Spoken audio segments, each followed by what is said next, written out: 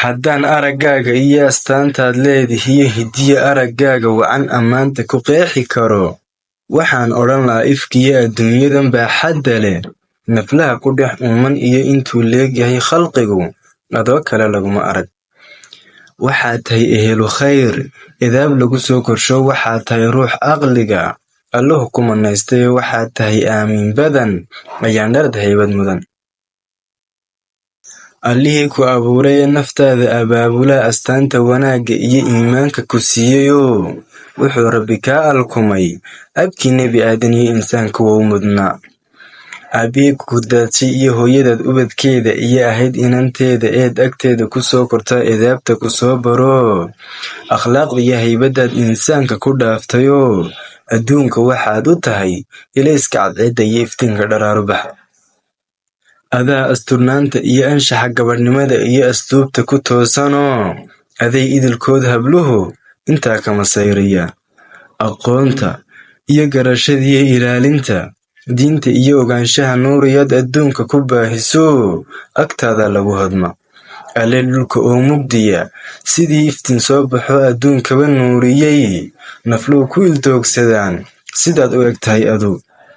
Haddaan araggaaga iyo eegmada quruxdaada iyo siduu Rabbi kuu alkumay aasaaskiyo midabka guud inay ku qabtaan indhuhu ayaan kama daalaya.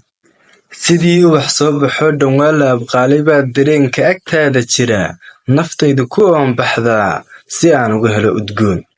Adduunka qof baad ka tahay, naftaydaad adduun u tahay, agtayda waxaad ka tahay afkayga ma koobi karo.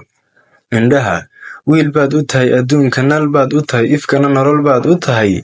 Ammaantaad leedihiyo abuurtaada goonnida ah hadduu maantaba akhriyo aftaan kuma sheegi karo.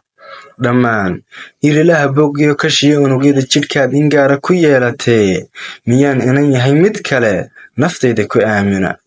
Indhuhu ma qabtaan tu kale, hadday ifan igu dhacdo asaan siraa ka dhugo, dhib iyo ashkataan maqlaa ka timi oogada jidhkoo misaan kala oolaya.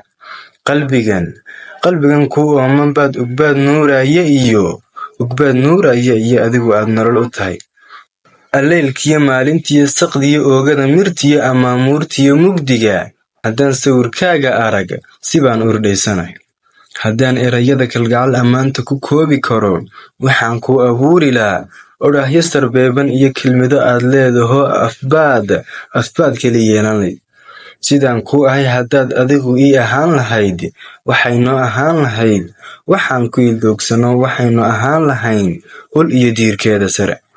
Aroor iyo maalin aan agtaada ka soo kacaa waxay ii ahaan lahayd anoo kala iidayoo ifkana keligay hantiyey.